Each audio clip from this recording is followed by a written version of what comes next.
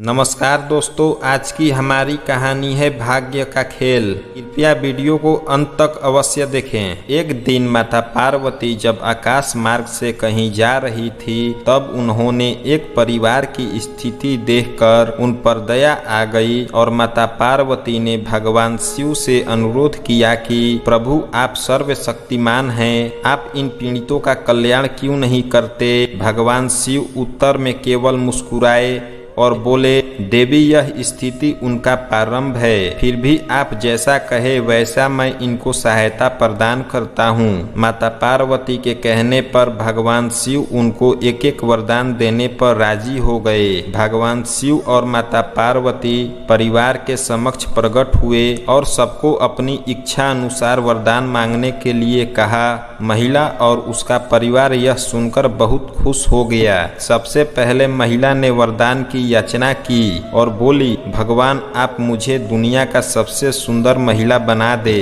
प्रभु के यथायस्तु कहते ही वह महिला बहुत सुंदर युक्ति में बदल गई। उसका पति यह देखकर मन ही मन सोचने लगा कि अब वह मुझे छोड़कर चली जाएगी। उससे अपनी पत्नी की खुशी सहन नहीं हो रही थी। अब वरदान मांगने की बारी वह महिला के पति की थी और उसने मांगा, भगवान, मेरी पत्नी को कुरूप राक्षसी बना दो।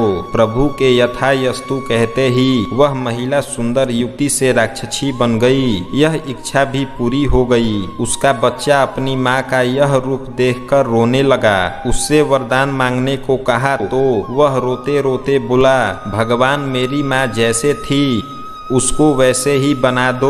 उसकी माँ अपने असल रूप में वापस आ गई। तीनों वरदान भी मांग लिए गए, पर स्थिति वैसे की वैसी ही रही। वहां से लौटते हुए भगवान शिव ने माता पार्वती से कहा, हम चाहे तब भी मनुष्य के भाग नहीं बदल सकते। सबको अपने अपने कर्मों का फल जरूर मिलता है, इस जन्म में नहीं तो अगले जन्म में। भगवान शिव कहते हैं कि मैं किसी के भाग्य में हस्तक्षेप नहीं करता। जैसे मनुष्य का कर्म होता है वैसे ही उसका भाग्य बनता है। दोस्तों, प्रारंभ हमारा भूतकाल है, उन्हें बदला नहीं जा सकता, लेकिन अपने वर्तमान कर्म तो हम चुन ही सकते हैं। इसलिए वर्तमान में हम जो भी कर्म करते हैं उन्हें सोच समझकर करना चाहिए। अद्भुत कवि थे जिनका जन्म कर्नाटक में हुआ था। उनका नाम था दासी माया। वह इतने अच्छे बुनकर थे कि उन्होंने एक बार बहुत मुहिम और बहुत सुंदर पगड़ी का कपड़ा बुनना शुरू किया।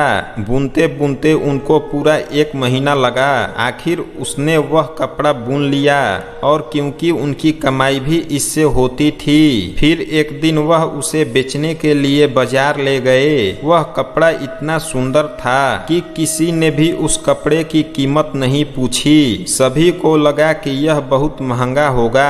फिर वह अपने कपड़े के साथ वापस आ रहे थे। रास्ते में उन्हें एक बूढ़ा आदमी बैठा मिला।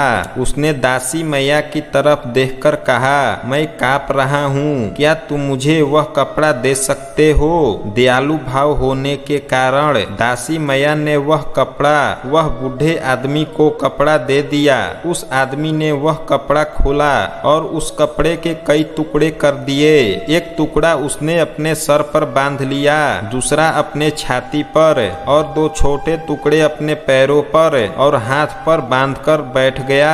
दासी मैया बस देखते रहे। अचानक से बूढ़ा आदमी ने पूछा, क्या कोई दिक्कत है? दासी मैया बोले, नहीं, बस यह कपड़ा आपका ही है, आप जो चाहे कर सकते हैं। फिर दासी मैया ने उस बूढ़े आदमी को अपने घर खाने के लिए ले गए, लेकिन घर पर खाने के लिए कुछ नहीं था। अतिथि को देखकर उसकी पत्नी बोली, घर में इतना खाना नहीं है कि आप खा सके और आप एक मेहमान को ले आए। दासी मैया फिर परेशान होकर कहा, चलो मेरा छोड़ो, घर में जो भी तिल फूल है उसे बनाकर ले आओ। तो फिर क्या था, अपने भक्त को ज्यादा दिक्कत अजमंजस में पड़ा नहीं देख पाए। वह बूढ़ा आदमी और कोई नहीं, वह भगवान शिव थे। वह दासी मैया की हालत देख अपने वास्तविक रूप में आ गए। फिर भगवान शिव एक मुट्ठी चावल उनके अनाज के बर्तन में डाल दिया, वह बर्तन अक्षय बन गया। भाव कि जिसका कभी अंत ना हो, उस बर्तन में फिर कभी भी अनाज खत्म नहीं हुआ, यानी वह कभी खाली नहीं हुआ। दासी मैया और उनकी पत्नी ने उस बर्तन से बहुत से लोगों की मदद की, यानी बहुत से भूखों को खाना भी खिलाया और स्वयं भी उससे ही भोजन पाया। उसकी भक्ति कविताएं और उनकी अनुपस्थिति ने कई लोगों का रूपांतरित किया और कई लोग का हृदय परिवर्तन किया। इस वजह से लोगों दासी मैया को देवरा दासी मैया कहने लगे।